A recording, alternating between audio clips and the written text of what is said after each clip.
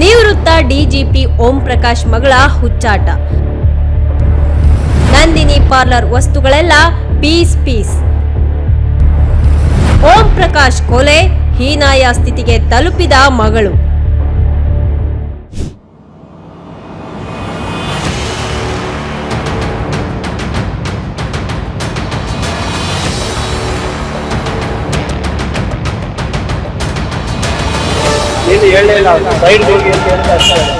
ಅಹಿತಕರ ಘಟನೆಯೊಂದರಲ್ಲಿ ಇತ್ತೀಚೆಗೆ ಕೊಲೆಯಾಗಿದ್ದಂತಹ ನಿವೃತ್ತಿ ಡಿಜಿಪಿ ಓಂ ಪ್ರಕಾಶ್ ಅವರ ಪುತ್ರಿ ಕೃತಿಕಾ ಅವರು ಬೆಂಗಳೂರಿನ ತಮ್ಮ ನಿವಾಸದ ಬಳಿ ಇರುವಂತಹ ನಂದಿನಿ ಪಾರ್ಲರ್ ಅನ್ನ ಧ್ವಂಸ ಮಾಡಿ ಸಿಬ್ಬಂದಿ ಮೇಲೆ ಹಲ್ಲೆಯನ್ನ ನಡೆಸಿ ಸ್ಥಳೀಯ ನಿವಾಸಿಗಳು ಬೆಚ್ಚಿ ಬಿದ್ದಂತಹ ಘಟನೆ ಸೋಮವಾರ ಸಂಜೆ ನಡೆದಿದ್ದು, ಇದೀಗ ಈ ಘಟನೆ ತಡವಾಗಿ ಬೆಳಕಿಗೆ ಬಂದಿದೆ.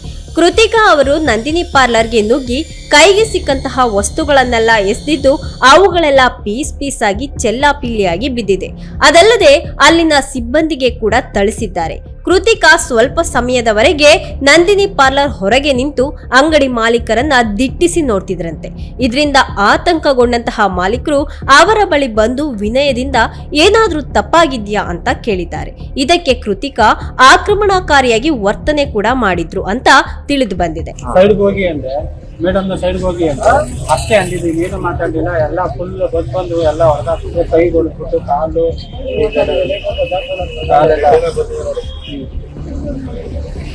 ನೀನು ಹೇಳಲೇ ಇಲ್ಲ ಅವ್ರಿಗೆ, ಸೈಡ್ಗೆ ಹೋಗಿ ಅಂತ ಹೇಳಿದ್ರೆ ಅಷ್ಟೇ ಹೇಳಿದ್ರು. ನಂತರ ಅವರು ನಂದಿನಿ ಪಾರ್ಲರ್ ಒಳಗೆ ನುಗ್ಗಿ ವಸ್ತುಗಳನ್ನೆಲ್ಲ ಹೊಡೆದು ಹಾಕೋದಕ್ಕೆ ಪ್ರಾರಂಭ ಮಾಡಿದ್ದಾರೆ.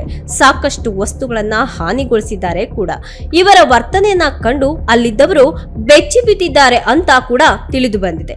ಪಾರ್ಲರ್ ಸಿಬ್ಬಂದಿ ಮಧ್ಯ ಪ್ರವೇಶ ಮಾಡೋದಕ್ಕೆ ಪ್ರಯತ್ನ ಮಾಡಿದಾಗ ಕೃತಿಕಾ ಮಾಲೀಕರ ಮೇಲೆ ದೈಹಿಕವಾಗಿ ಹಲ್ಲೆಯನ್ನ ಕೂಡ ನಡೆಸಿ ಅವರೂ ಸಹ ಗಾಯಗೊಂಡಿದ್ದಾರೆ. ಹಠಾತ್ ಪ್ರಕೋಪದಿಂದ ಭಯಭೀತರಾದಂತಹ ಸ್ಥಳೀಯರು ತಕ್ಷಣ ಪೊಲೀಸರಿಗೆ ಮಾಹಿತಿಯನ್ನ ಕೂಡ ನೀಡಿದ್ದಾರೆ.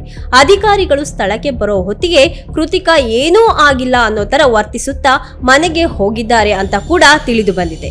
ನಿವೃತ್ತ ಡಿಜಿಪಿ ಓಂ ಪ್ರಕಾಶ್ ಅವರ ಕೊಲೆಯಾದ ನಂತರ ಕೃತಿಕಾ ಪರಿಸ್ಥಿತಿ ತುಂಬಾ ಹೀನಾಯ ಸ್ಥಿತಿಯಲ್ಲಿದೆ ಅಂತ ಕುಟುಂಬದ ಆಪ್ತ ಮೂಲಗಳು ಸಹ ತಿಳಿಸ್ತವೆ. ಆಕೆಯ ತಂದೆ ಮಾಜಿ ಉನ್ನತ ಪೊಲೀಸ್ ಅಧಿಕಾರಿ ಓಂ ಪ್ರಕಾಶ್ ಕೊಲೆಯಾಗಿದ್ದು, ತಾಯಿ ಇದೀಗ ಜೈಲಿನಲ್ಲಿದ್ದಾರೆ.